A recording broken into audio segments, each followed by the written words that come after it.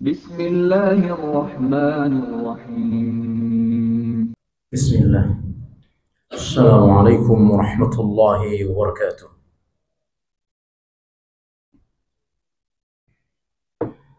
Alhamdulillahi rabbil alamin. Wassalatu wassalamu ala nabiyyina Muhammadin wa ala alihi wa ashabihi ajma'in, amma ba'du. Jamaah salat zuhur Masjid An-Namal yang Allah muliakan,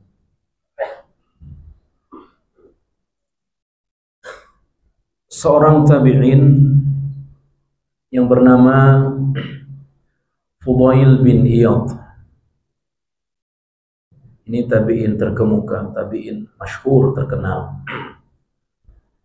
Tadinya dia ini seorang preman. Dia bajing loncat. Kerjaannya di pinggir jalan. Kalau ada orang yang lewat membawa barang, dirampok sama Fudail bin Iyad.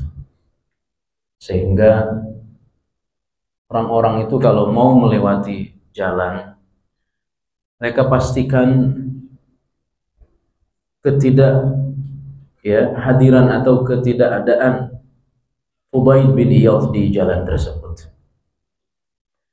Hingga suatu hari dia mendengarkan firman Allah Subhanahu wa ta'ala pada surah Al-Hadid ayat ke-16.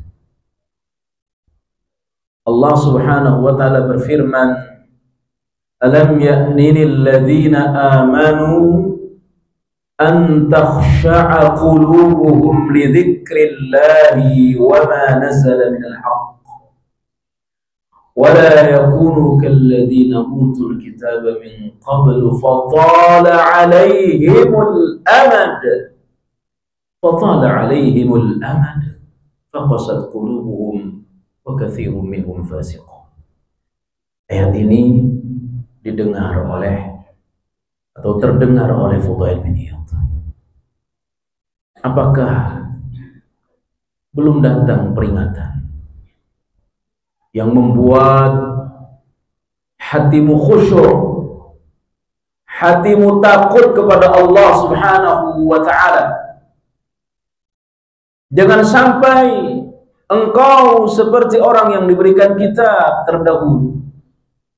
Faqasat qulubuhum, hati mereka keras, diberikan peringatan oleh Allah Subhanahu wa ta'ala, tetapi dia tidak mengambil pelajaran darinya.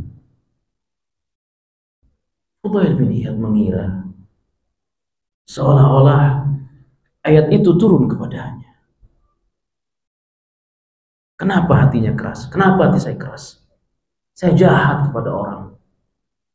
Saya merampok harta orang. Itulah orang-orang dulu. Mereka itu membaca Al-Quran, paham maknanya. Sehingga Al-Quran itu kalau dia dibaca, ditadaburi, itu ada asar, ada pengaruh di dalam diri seseorang. Oleh sebab itulah Ibnu Qayyim Al-Jauziyah rahimahullah ta'ala menyebutkan, qara'tul Qur'an ayatan ma'atadabburin. Saya membaca Al-Quran satu ayat yang disertai dengan tadabbur, itu lebih saya cintai daripada membaca Al-Quran 30 juz yang saya tidak mengerti, saya tidak faham apa makna di balik Al-Quran yang saya baca. Sehingga ibadah Allah, Fudail bin Iyad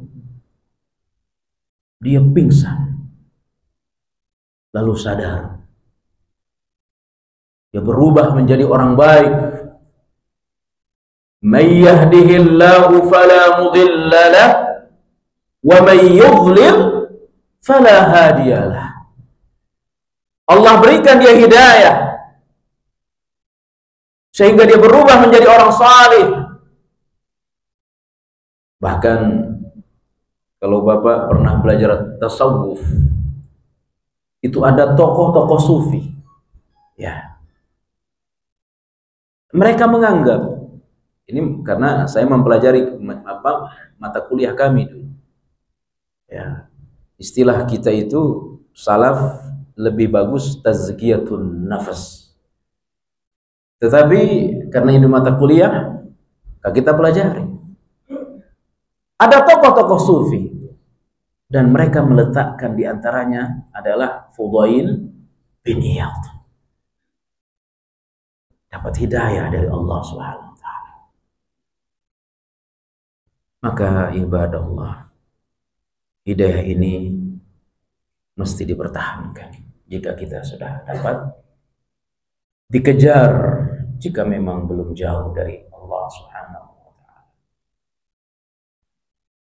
Aisyah radhiyallahu taala anha menceritakan tentang Rasulullah sallallahu alaihi wasallam setelah beliau salat malam, doa yang paling banyak saya dengar adalah ya muqallibal qulub sabbit qalbi ala dinik wa la ta'atik. Aisyah bertanya kepada Rasulullah, apa engkau takut wahai Rasul? Apa engkau takut hidayah itu lepas darimu? Bagaimana aku tidak takut? Hatiku itu digenggam oleh Allah Subhanahu wa taala. Disitulah letak hidayah. Kapan Allah berkehendak melepasnya, dia bisa lepas. Maka saudara, kadang-kadang ada orang imannya naik, itu sedang naik iman, hidayahnya, taufiknya. Tapi kadang-kadang turun. Maka wajib bagi kita mempertahankan hidayah ini. Fudail bin Iyad bertemu dengan seseorang, lalu dia tanya,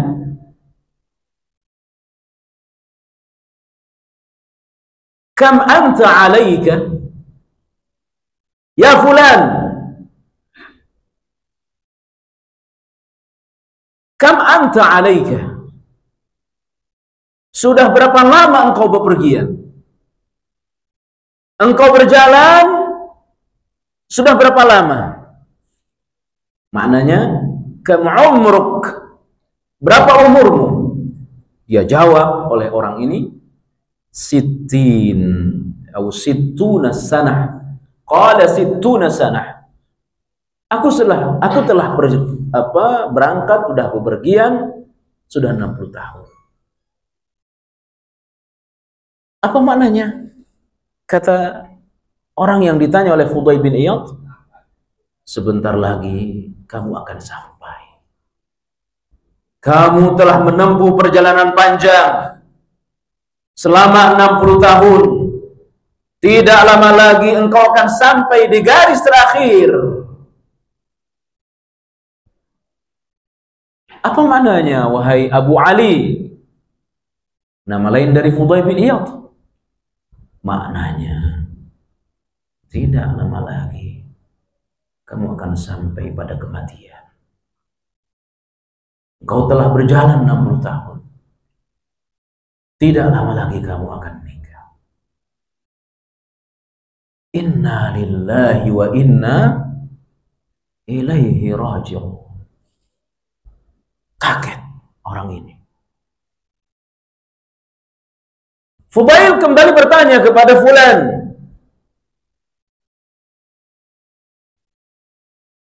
makna dari surah Al-Baqarah 185, alladzina idza asabatuhum musibatun qalu inna lillahi wa inna ilaihi raji'un. Kata orang ini, fassir alayya, jelaskan kepadaku apa makna dari inna lillahi wa inna ilaihi raji'un. Faqala Fudail berkata, maknanya adalah ketika engkau katakan inna lillahi wa inna ilaihi raji'un, itu artinya kamu menghamba kepada Allah. Kamu itu adalah hamba Allah. Karena kamu hamba Allah, maka Allah akan berkehendak sesukanya untukmu. Hingga sampai pada saatnya Allah berkehendak mencabut nyawamu. Setelah itu engkau kembali kepada Allah Subhanahu wa ta'ala. Engkau hamba Allah akan kembali kepada Allah. Maka dunia ini ibadah Allah hanya sekedar menyeberang. Dunia ini tidak lebih dari sekedar engkau berteduh di bawah pohon di saat engkau kehujanan, di saat engkau sedang panas matahari menerpa kepalamu, engkau mencari pohon, berteduh sesaat untuk istirahat. Hakadha dunia. Ka'annaka gharib atau abirun sabil. Engkau itu orang asing. Orang asing, saudara. Kita pergi ke satu tempat. Kita asing di tempat itu. Maka kita kurang nyaman. Berpikir bagaimana cepat pulang. Ya. Seindah-indahnya kita jalan, kita datang ke satu tempat. Seminggu kita sudah kangen keluarga. Kita sudah rindu kampung halaman. Karena bukan itu tempat kita. Itu hanya tempat wisata. Tempat kita adalah rumah. Dan kita ini sedang berjalan di bumi. Kita ini sedang berangkat, sedang bepergian. Ibadah Allah. Jamaah yang Allah muliakan. Anta abid. Engkau itu hamba Allah. Kalau kita hamba Allah Subhanahu wa ta'ala, maka kita mesti menghamba beribadah kepada Allah sesuai dengan apa yang Allah inginkan. Jangan sampai kita beribadah sesuai perasaan, sesuai selera. Nah, ibadah yang sesuai dengan Allah ya ikut tuntunan Nabi kita Muhammad sallallahu alaihi wasallam. Engkau hamba Allah, beribadahlah kepada Allah. Jangan sekali-kali engkau mengejar pujian manusia. Kosongkan manusia dari hatimu ketika kau salat, ketika kau sedekah, ketika kau haji. Hanya Allah yang kau tuju. Labbaik Allahumma umratan, labbaik Allahumma hajjan. Aku penuhi panggilanmu ya Allah untuk umrah. La riya wala sum'ah. Tidak ingin dipuji, tidak ingin diperlihatkan.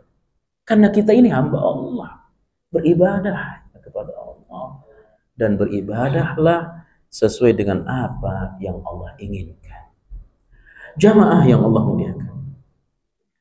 Ketika engkau sudah yakin bahwa engkau itu adalah hamba Allah, engkau beribadah dan sedang menuju, sedang berangkat kepada Allah Subhanahu wa ta'ala, fa'lam, ketahuilah setelah engkau sampai nanti annahu mauquf, kamu itu akan berdiam. Mauquf. Apa mauquf? Ketika tanggal 9 Zulhijjah ada wukuf di Arafah. Diam, berzikir, berdoa, menangis, menumpahkan air mata. Itu gambaran dari wukuf yang besar. Apa itu? Wukuf di padang Arafah. Gambaran kita akan wukuf di mahsyar. Engkau mauquf. Engkau berdiam. Tidak bisa lari. Di bawah terik matahari. Yang jaraknya hanya 1 mil di atas kepala kita, ya ibadah. 3 keadaan. 3 waktu di mana orang tidak saling mengenal. Cari aku 3 waktu, kata Nabi kepada Anas bin Malik. Yang pertama, cari aku saat engkau berhadapan dengan Allah. Karena itu keadaan yang sangat berat. Ibadah Allah. Kita seorang karyawan, bekerja di satu instansi. Tiba-tiba ada orang berbuat salah, melanggar aturan. Dia disuruh menghadap kepada pimpinan. Dia pasti deg-degan. Dia mungkin takut. Jangan-jangan saya mau dimarahin. Karena dia tahu dia sudah berbuat salah. Lalu dipanggil oleh atasan. Jangan-jangan saya mau dipecat. Jangan-jangan ketakutan ya ibadah Allah. Dia akan berdiri. Mempertanggungjawabkan kesalahannya di hadapan pimpinannya. Apa jadinya? Ketika kita berdiri di hadapan Allah Subhanahu wa ta'ala nanti di padang mahsyar. Apa jadinya? Orang membawa setumpuk dosa. Dosa yang belum dimaafkan. Dosa yang belum dia bertobat waktu dia masih hidup. Betapa hebat, betapa nikmat. Ketika orang memiliki satu prestasi besar, lalu dia dipanggil oleh atasannya, menghadap kepada atasannya, kepada pimpinannya, barangkali dalam dirinya, mungkin saya mau dikasih hadiah. Betapa bahagianya. Betapa bahagianya orang menghadap Allah Subhanahu wa ta'ala, membawa bekal yang banyak. Dia berdiri di hadapan Allah Jalla wa ala. Kebaikan banyak dia bawa ya ibadah Allah. Barang siapa, kata Fudail bin Iyad, yakin bahwa dia itu hamba Allah, akan dikembalikan kepada Allah, raji'un fa'lam annahu mawqufun. Ketahuilah bahwa engkau itu akan berhadapan dengan Allah nanti di padang mahsyar. Ibadah Allah. Fa'lam. Ketahuilah. Setelah engkau faham bahwa engkau itu akan berhadapan dengan Allah nanti di padang mahsyar, fa'lam annaka mas'ul. Ketahuilah nanti kau di hadapan Allah mau diapakan oleh Allah. Apa suruh diam saja? Suruh berdiri saja? Tidak. Kita akan berhadapan dengan Allah, mas'ul, untuk ditanya oleh Allah Subhanahu wa ta'ala. Untuk ditanya. Apa yang Allah akan tanya? Tentang umur kita. Bagaimana kita menggunakan umur? Detik, menit, jam, seterusnya. Sampai pada puncaknya, berapa usia kita. Perjalanan 1 tahun. Dari Desember 2023 sampai sekarang Desember 2004 menuju Januari. Perjalanan 1 tahun. Akan ditanya oleh Allah Subhanahu wa ta'ala. Bagaimana kita memanfaatkan perjalanan 12 bulan ini? Ini akan ditanya oleh Allah. An umruk fima afnah. Tentang umurmu. Bagaimana kau menghabiskan? Kam taqra Quran.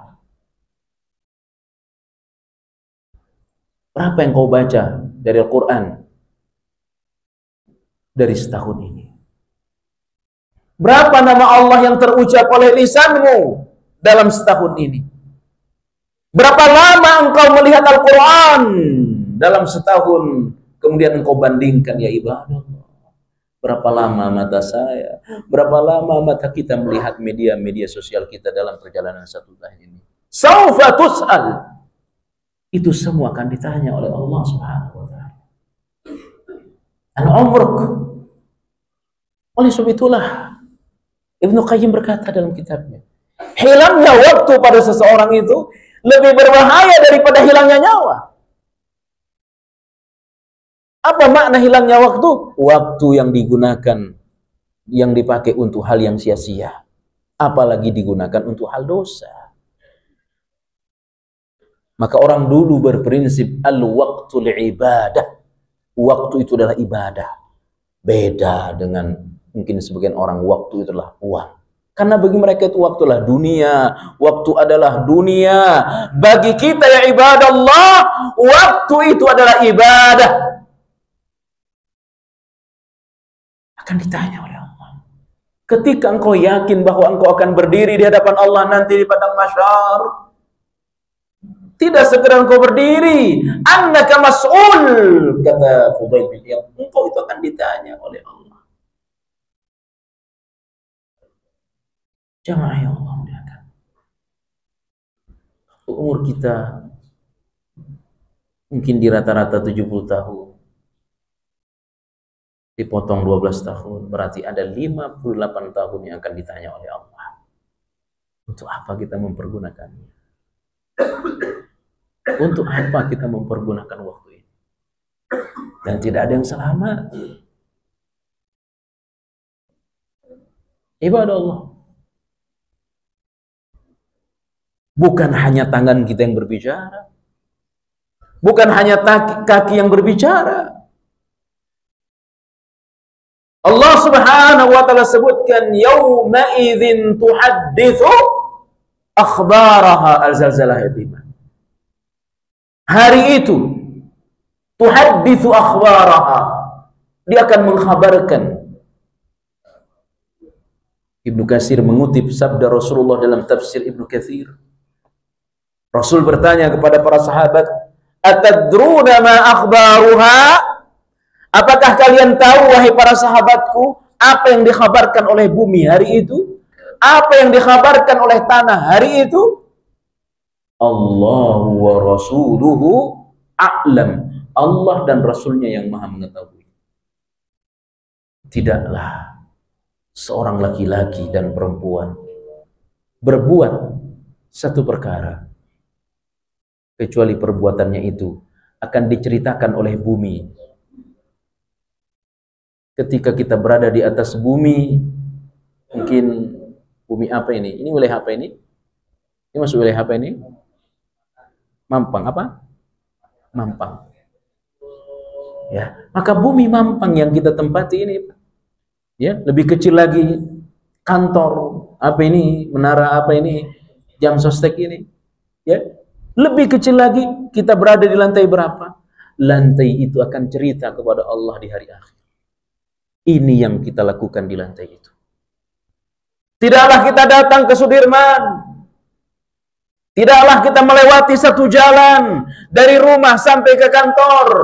Kecuali jalan yang kita tempuh dari rumah sampai kantor akan bercerita kepada Allah Subhanahu wa ta'ala apa yang kita lihat sepanjang perjalanan, apa yang kita dengar dari rumah sampai ke kantor kita. Itu akan diceritakan oleh bumi ya ibadallah. Bumi yang kita lewati. Fi yaumin kada wa kada. Pada hari ini, hari itu kata Nabi. Ini yang dikerjakan bumi bicara. Tidak masuk akal. Ya tidak punya mulut. Tembok ini tidak punya mulut. Tanah tidak punya mulut kecuali kita injak dia, Pak. Tetapi itu akan dirubah oleh Allah. Dia akan bercerita tentang seluruh perbuatan kita. Maka hati-hati kita berada di satu kamar. Kita datang ke satu hotel, apa yang kita lakukan di dalam hotel, hati-hati kita. Karena apa? Tidaklah hotel yang kita tempati, ya, kecuali hotel itu akan bercerita kepada Allah nanti di hari akhir. Apa yang kita lakukan di dalamnya. Tahfazul arda, kata Nabi dan tafsir Katsir. Hati-hati engkau kepada bumi, hati-hati engkau kepada tanah. Dia akan bercerita terhadap setiap perbuatan kita. Jamaah yang Allah muliakan. Semua akan ditanya. Tidak ada yang selamat. Kita nggak punya backingan, Pak, di hari akhir. Kita tidak punya orang dalam di hari akhir. Ya, kita hanya mengandalkan amal kita. Kita hanya mengandalkan kebaikan kita.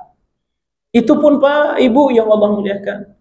Ada orang-orang membawa kebaikan, malah dicoret oleh Allah kebaikan. Ya. Kebaikan yang kita kerjakan ini, kita harus terus berdoa, mudah-mudahan dia kekal sampai menghadap Allah. Ya. Karena ada orang-orang yang bangga mengira dia akan masuk surga. Ternyata kebaikannya itu dicoret oleh Allah. Jamaah yang Allah muliakan. Jika engkau yakin, dan kita mesti yakin, bi annaka mas'ul, bahwa engkau itu akan ditanya, falyu'id jawabah. Siapkan jawabannya, kata Fudail bin Iyad. Siapkan jawabannya. Ketika kita akan ujian, sudah disampaikan. Dulu waktu saya mondok, kami kalau ujian itu bisa kurang lebih hampir 20 hari kalau ujian. Ya, dikasih tahu ini pelajarannya, ini yang mau diujikan, belajar kita, Pak. Makanya ada sistem kebut semalam. Itu orang-orang yang malas tahajud tadinya. Ini cerita kita di pondok. Itu jadi rajin tahajud kurang lebih 20 hari, Pak. Ya, karena bukan sekedar belajar dia malam-malam. Dia belajar baca tapi nulis di kertas kecil. Buat bahan contekan. Jangan-jangan pada pengalaman, ya. Dipersiapkan. Kalau ini pertanyaannya, ini jawabannya. Ya. Untuk soal dunia saja begitu hebatnya kita mempersiapkan. Bagaimana dengan persoalan yang akan ditanya di hari akhir nanti? Siapkan jawabannya, kata Fudail bin Iyad. Kaget, heran lagi-lagi yang ditanya. Bagaimana kami mempersiapkan jawabannya? Gimana caranya? Kita laki-laki ini, caranya adalah tuhsin fima baqiya. Tuhsin fima baqiya yughfaru laka ma madha. Perbaiki sisa umurmu. Perbaiki sisa umurmu, maka yang lalu-lalu itu akan dimaafkan oleh Allah. Andai saudara, ada orang yang telah berjalan menempuh hidup ini selama kurang lebih mungkin 50 tahun. Ya, anggap saja, andai, saya yakin tidak pada diri kita insya Allah. Tapi kalau ada selama 50 tahun dia dalam kemaksiatan, gelap hidupnya dengan dosa, lalu Allah berikan kesempatan kepada sisa hidup hanya 2 hari saja, lalu 2 hari itu dia bertaubat kepada Allah, dia maksimalkan dengan amal salih, dia menangis kepada Allah, memohon ampun kepada Allah, dia tangisi dosa-dosa yang 50 tahun itu, yughfaru ma madha. Maka dosa yang 50 tahun itu akan dimaafkan oleh Allah. Ini rahmannya Allah. Ini maha sayangnya Allah kepada kita. Andai engkau datang kepadaku membawa setumpuk dosa, dosamu itu memenuhi jagat raya ini, dari bumi sampai ke langit, tembus dosamu sampai ke langit, memenuhi samudra, memenuhi lautan. Asal engkau datang kepadaku, tetap saja aku akan datang kepadamu membawa ampunan jauh lebih besar dari dosa yang kau lakukan. Ini rahmatnya Allah. Saudara, Rasulullah SAW kadang-kadang beliau sampaikan kepada para sahabat ketika mengimami salat, sallu salata muwaddi'in, salatlah kalian seolah-olah ini adalah salat terakhir dalam diri kalian. Jalanilah hari ini, Pak. Bisa jadi ini hari terakhir dalam hidup kita. Isi hari ini dengan kebaikan. Bisa jadi ini adalah hari terakhir dalam hidup kita. Tinggalkan maksiat, tinggalkan dosa. Bisa jadi setelah engkau berdosa, setelah kita berdosa, tiba-tiba pintu taubat sudah ditutup oleh Allah, nyawa sudah sampai di kerongkongan. Tuhsin ma baqiya, tughfar ma madha. Perbaiki sisa-sisa umurmu. Kalau ada di antara kita yang sudah 60, ikut usia Nabi, kurang lebih 3 tahun lagi. Ya. Tapi kan tidak ada yang menjamin. Kita ini meninggal di usia berapa, Pak? Ya. Berapa banyak orang pagi sehat, sore sudah meninggal. Ya. Dan tidak sedikit sakit berkepanjangan, tetap hidup, banyak ceritanya. Maka saudara, perbaiki sisa hidup kita. Dengan apa kita memperbaiki sisa hidup kita? Yang pertama adalah jangan remehkan kebaikan sekecil apapun. Jangan remehkan kebaikan sekecil apapun. Ada orang masuk surga hanya karena dia apa? Memotong ranting. Di mana ranting itu mengganggu orang yang lalu lalang. Dia potong ranting itu, Pak. Dimaafkan dosanya oleh Allah, masuk surga, Pak. Ada kisah dulu Bani Israel, Baghaya, perempuan nggak benar, dia beri minum al-kalb, dia beri minum tuh anjing, dimaafkan dosanya, dia masuk surga. Subhanallah. Maka jebak diri kita, paksa diri kita melakukan kebaikan sekecil apapun. Biasakan baca Quran setiap hari. Ya. Kita sudah berazam ingin khatam sebulan sekali, tapi tidak membiasakan diri membaca Quran setiap hari. Bagaimana kita akan mendapatkan apa yang kita inginkan? Ya. Paksa diri kita untuk melakukan kebaikan sekecil apapun. Kemudian hiasi hari-hari kita dengan banyak memohon ampun kepada Allah Subhanahu wa ta'ala. Saudara, Anas bin Malik bercerita, sahabat Nabi, kami duduk dengan Nabi. Lalu saya hitung, Nabi itu ketika duduk bersama kami, beliau itu sambil istighfar 100 kali, Pak. Ya, kami bermajlis dengan Rasulullah SAW, beliau sambil beristighfar memohon ampun kepada Allah sebanyak 100 kali. Kami hitung-hitung 100 kali. Nah, saudara, itu majlis Nabi dengan para sahabat. Mereka duduk itu duduknya pahala. Mereka yang diobrolin itu obrolan agama. Itu sambil mohon ampun kepada Allah. Nah, kita kalau ngumpul, Pak, Ibu yang Allah muliakan, kalau kita ngumpul dengan teman-teman, apa kira-kira yang diobroli? Ya, subhanallah. Itu Nabi. Tidak kurang dari 100 kali ketika bermajlis dengan para sahabat. Padahal di nuansa ibadah. Maka perhatikan. Orang-orang yang disuruh banyak memohon ampun kepada Allah siapa saja? Yang pertama, orang yang baru selesai melaksanakan ibadah haji. Summa afidhu minan nas. Ya. Setelah engkau melaksanakan fa idza qadaitum manasikakum fadhkurullah, setelah engkau melewati manasik haji dari tanggal 8, 9, 10, 11, 12, 13, 6 hari. Haji itu 6 hari saja. Ya, setelah selesai mereka disuruh apa oleh Allah? Disuruh memperbanyak istighfar. Ini orang baru selesai haji. Kalau hajinya itu benar, mabrur, nggak ada balasannya kecuali surga. Makanya tanggal 9 Zulhijjah itu, ya, itu langit dipenuhi malaikat, tanah dipenuhi syaitan, tanah Arafah.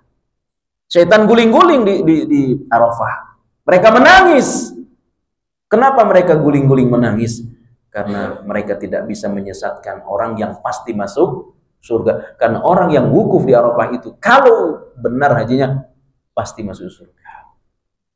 Tapi setelah menyelesaikan rangkaian manasik haji, justru disuruh oleh Allah banyak istighfar. Itu yang pertama. Kemudian yang kedua, orang yang disuruh oleh Allah untuk memperbanyak istighfar adalah orang yang baru selesai melaksanakan sholat malam. Allah katakan Quran surah Az-Zariyat, kanu qalilan minal laili ma yahjaun. Orang beriman, orang bertakwa itu, Pak, kalau udah jam 3 itu udah nggak betah di kasur, Pak. Itu cirinya orang beriman, cirinya orang bertakwa itu. Surah Az-Zariyat ayat 18. Ya, ayat 17. Kanu qalilan minal laili ma yahjaun. Salat malam. 1 jam, 1 jam setengah. Nabi pernah 4 jam salat malam. Tapi sesudah salat malam ngapain? Wabil asharihum yastaghfirun. Di waktu sahur, ya, perbanyaklah istighfar. Sesudah salat tahajud 1 jam, ada waktu 20 menit menjelang azan subuh, jangan nonton bola, jangan sibuk dengan HP, tapi sibukkan diri kita dengan memohon ampun. Az-Zariyat ayat 18. Orang yang baru selesai salat malam, disuruh oleh Allah untuk memperbanyak istighfar. Padahal jaminan dari sholat malam itu apa? Surga. Itu jaminannya dari Rasulullah SAW. Itu yang kedua. Yang ketiga, orang yang disuruh oleh Allah memperbanyak istighfar, mohon ampun, adalah orang yang sudah berusaha keras menahan pandangan mereka, menahan mata mereka dari aurat-aurat yang terumbar. Allah katakan Quran surah An-Nur, hendaklah mukmin laki-laki dan mukmin perempuan menjaga pandangan, ghaddul basar. Ini gambaran para sahabat, ini keadaan para sahabat. Para sahabat itu kalau ngelihat perempuan di zaman Nabi, sahabiah, itu langsung dipalingkan matanya. Ya, pernah Aisyah, beliau buka cadarnya, kelihatan oleh sahabat, astagfirullah, langsung dia palingkan matanya. Dan Aisyah langsung menutup mukanya. Sebagian orang mau dipelototin dulu baru astagfirullah. Sebagian orang, ya. Sesudah mereka berusaha menutup pandangan dari aurat-aurat yang terumbar, pada akhir ayat ini mereka disuruh oleh Allah untuk memperbanyak istighfar. Nah, bagaimana dengan kita ini sekarang? Di masjid ini kita nggak lihat perempuan, aurat-aurat perempuan. Tapi mohon maaf, mungkin kalau sudah keluar dari masjid, ya, kembali lagi ke ruangan, ya, nanti pulang ke rumah, berapa aurat yang akan kita lihat. Yang terakhir, orang yang disuruh beristighfar oleh Allah adalah mereka yang baru selesai sholat. Sebelum kita zikir yang lain, kita disuruh apa dulu? Istighfar 3 kali. Astagfirullah, astagfirullah, astagfirullah. Maka saudara, perbaiki sisa-sisa umur kita. Bisa jadi sisa umur kita ini sepekan, sebulan, setahun. Perbaiki yang setahun. Maka dengan engkau memperbaiki yang setahun ini, akan dimaafkan oleh Allah yang 40 tahun berlalu. Tapi jika engkau rusak di penghujung hidupmu, bisa jadi yang lalu itu tidak dimaafkan oleh Allah. Dengannya engkau akan diazab oleh Allah Subhanahu wa ta'ala. Mudah-mudahan Allah Subhanahu wa ta'ala senantiasa membimbing kita dan menutup hidup kita ini dengan husnul khotimah. Silahkan ikuti, saya akan ajarkan satu doa, mudah-mudahan dihafal. Dan doa ini dibaca oleh Nabi, di antara doa bagaimana kita menutup hidup dengan kebaikan. Allahumma ahsin aqibatana fil umuri kulliha wa ajirna min khizyid dunya wa adzabil akhirati. Allahumma ahsin aqibatana fil umuri kulliha wa ajirna min khizyid dunya wa adzabil akhirati. Sudah pada hafal Pak ya? Ya Allah, perbaikilah akhir setiap urusanku, terlebih urusan hidupku. Selamatkan aku dari fitnah dunia dan selamatkan aku dari azab di hari akhir. Ini doa, hadisnya sahih, diriwayatkan oleh Imam At-Tirmizi dan dibaca oleh Nabi kita Muhammad SAW. Allahumma ahsin aqibatana fil umuri kulliha wa ajirna min khizyid dunya wa adzabil akhirati. Coba Bapak Ibu baca 1, 2, 3. Allah